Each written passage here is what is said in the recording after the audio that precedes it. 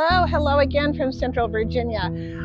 It is now the middle of March, and I am going to transplant out my artichoke seedlings. These are Imperial Star artichokes, and I started them from seed indoors in mid-January. And as soon as I could, when they had a couple of leaves on them, I began putting them outside during the day when the temperatures were at least 40 degrees. And they've actually been living outside now for the past, about 4 weeks. So with that, they are definitely ready to go into the ground. Now, Imperial Star artichokes, if you've been following me, you know that many years I tried again to grow artichokes with no luck. But I did learn about putting them outside and letting them get the vernalization that they need, which was the trick. That means letting them be and experience temperatures for about 2 weeks of about 40 to 50 degrees.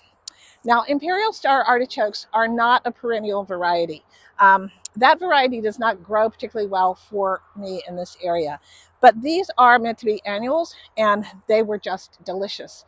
In addition to being delicious, the plants are just gorgeous, striking. They look like something out of Jurassic Park. And of course, you get artichokes. What's not to like about that? And if you let a couple of the buds continue, they blossom, and they're just so cool. So at any rate, I'm going to plant these two artichokes where I've planted artichokes before, but I'm going to beef up the soil just a little bit. I also have them planted in a few other places, just to see how they grow in different places. Those of you who are familiar with my channel probably recognize this area. It's what I call my external garden of my main garden. External because it's outside of the fence. Therefore, it is subject to things like critters, and that happens. So this is a no-dig bed that I made several years ago, and it is mainly flowers in here and herbs. And this is a really cool thing to clean out all this mess. This is actually the leftover seed pod from last year's artichokes flowers. They're just the coolest things.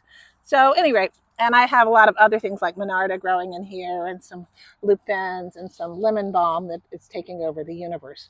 But I'm just going to go ahead and plant these guys right in here and get them going for this season. Do a few things to prep this bed, not even the whole bed, just the planting areas that I'm using. I'm going to clear the hole out here. Dig this up. This is a wild onion. You can actually eat these. I probably won't. All right, so I'm going to dig a nice big hole, bigger than what I'm going to actually need. Again, this is a no-dig bed that is now in its, 2021. And it is delicious. I made it with wood chips and fish emulsion and all sorts of good things. So I'm digging a bigger hole than what is actually needed here. And I'm actually going to put in some fertilizer, because this bed has not been treated at all. And artichokes, you know, they like their nutrition just like everybody else. So I'm going to do a couple things. I'm going to add some compost in along with this. This is some of my homemade compost. I'll put that in the planting hole, and then I'm also going to top dress it with this as well. It's going to be so happy. Here we go, Mr. Artichoke or Miss Artichoke. I don't know whether you're a Mr. or Ms. or it doesn't matter. Here we go. I'm just going to plant you here. Fill in and tap it in nicely. Now I'm going to top dress this area with compost all around. It's going to be very happy. I like my happy plants. Let's see, where do I want to put this one? I'm going to put this right here. First, some fertilizer.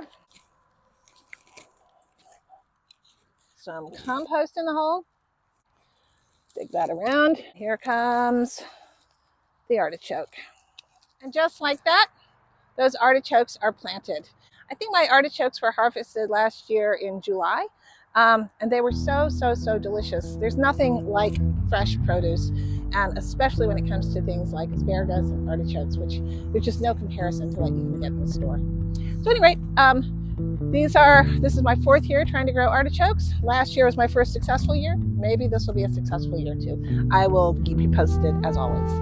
Take care, and thanks so much for watching.